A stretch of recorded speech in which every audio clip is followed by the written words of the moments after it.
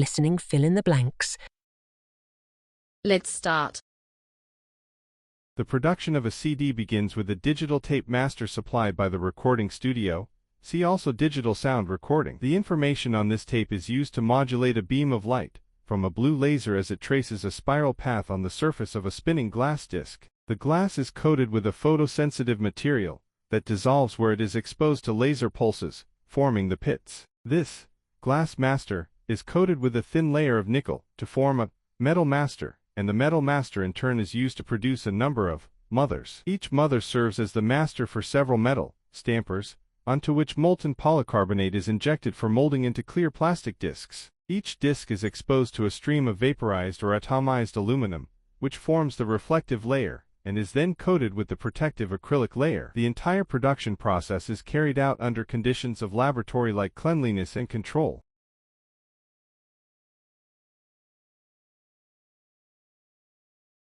Most pencil cores are made of graphite powder mixed with a clay binder. Graphite pencils, traditionally known as lead pencils, produce gray or black marks that are easily erased, but otherwise resistant to moisture, most solvents, ultraviolet radiation and natural aging. Other types of pencil cores, such as those of charcoal, are mainly used for drawing and sketching. Colored pencils are sometimes used by teachers or editors to correct submitted texts, but are typically regarded as art supplies, especially those with cores made from wax-based binders that tend to smear when erasers are applied to them. Grease pencils have a softer, oily core that can leave marks on smooth surfaces such as glass or porcelain.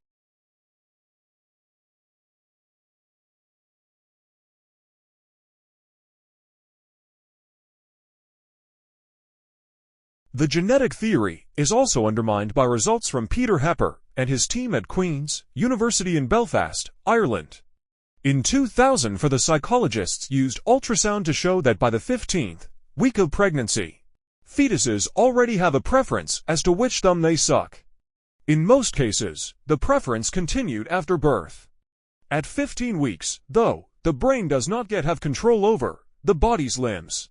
Hepper speculates that fetuses tend to prefer whichever side of the body is developing quicker, and that their movements, in turn, influence the brain's development. Whether this early preference is temporary or holds up throughout development and infancy is unknown. Genetic predetermination is also contradicted by the widespread observation that children do not settle on either their right or left hand until they are 2 or 3 years old.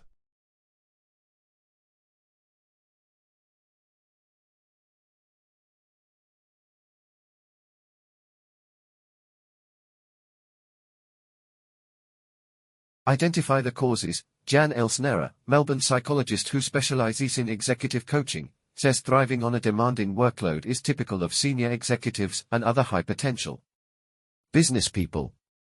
She says there is no one-size-fits-all approach to stress. Some people work best with high adrenaline periods followed by quieter patches, while others thrive under sustained pressure.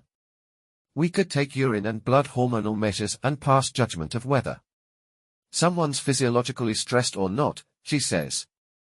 But that's not going to give us an indicator of what their experience of stress is and what the emotional and cognitive impacts of stress are going to be.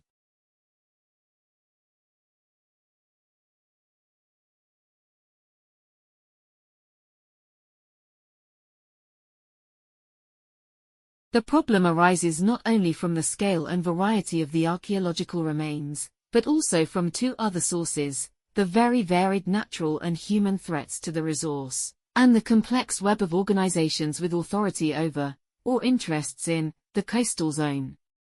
Human threats include the redevelopment of historic towns and old dockland areas, and the increased importance of the coast for the leisure and tourism industries, resulting in pressure for the increased provision of facilities such as marinas.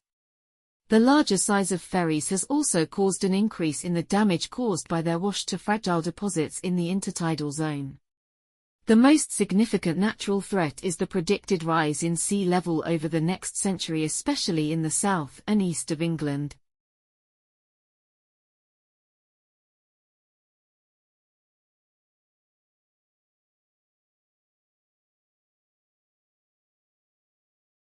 Some educators and parents are suspicious of mother tongue-based teaching programs because They worry that they take time away from the majority language. For example, in a bilingual program where 50% of the time is spent teaching through children's home language and 50% through the majority language, surely children won't progress as far in the letter? One of the most strongly established findings of educational research, however, is that well implemented bilingual programs can promote literacy and subject matter knowledge in a minority language without any negative effects on children's development in the majority language. Within Europe, the Foyer program in Belgium, which develops children's speaking and literacy abilities in 3 languages, their mother tongue, Dutch and French, most clearly illustrates the benefits of bilingual and trilingual education. See Cummins, 2000.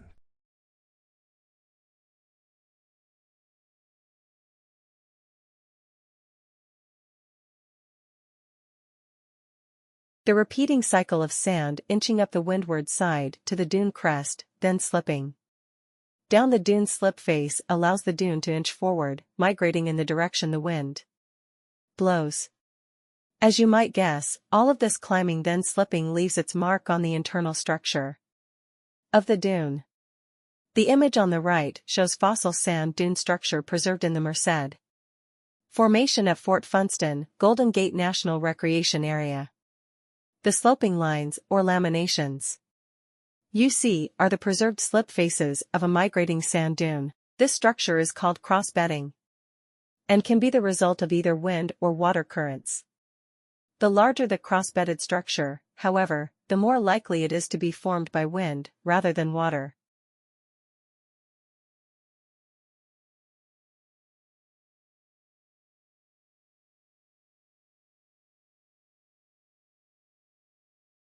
This is primarily achieved today through cavity wall insulation. Insulating bricks are built in 2 separate leaves, as they are cahiers in the trade.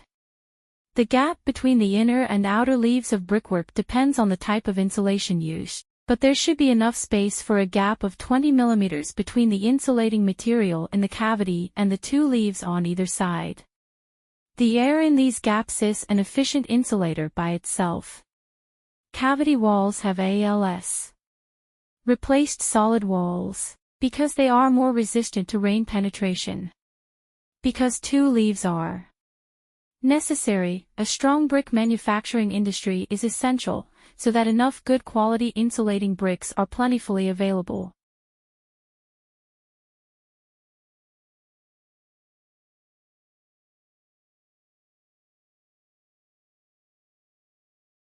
Originally, the term stationery referred to all products sold by a stationer, whose name indicated that his bookshop was on a fixed spot. This was usually somewhere near a university, and permanent, while medieval trading was mainly carried on by itinerant peddlers, including chapmen, who sold books, and others, such as farmers and craftsmen, at markets and fairs. It was a unique term used between the 13th and 15th centuries in the manuscript culture. Stationers' shops were places where books were bound, copied, and published. These shops often loaned books to nearby university students for a fee. The books were loaned out in sections, allowing students to study or copy them, and the only way to get the next part of the book was to return the previous section, too. In some cases, stationers' shops became the preferred choice for scholars to find books. Instead of university libraries due to stationers' shops' wider collection of books. 3. The Stationers' Company formerly held a monopoly over the publishing industry in England and was responsible for copyright regulations. Uses of stationery.